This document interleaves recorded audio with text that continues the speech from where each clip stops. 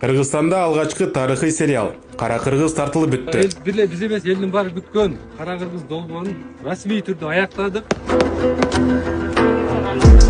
Бул сериалда кыргыз мамлекеттүүлүгүнүн түптөлүшүнө зор салым кошкон журт аталары тууралуу баяндалат. Тартыла турган иштерге жалпысынан 500дөн ашуун адам катышып, 50дөн ашык чыгармачыл кызматкер эмгектенди.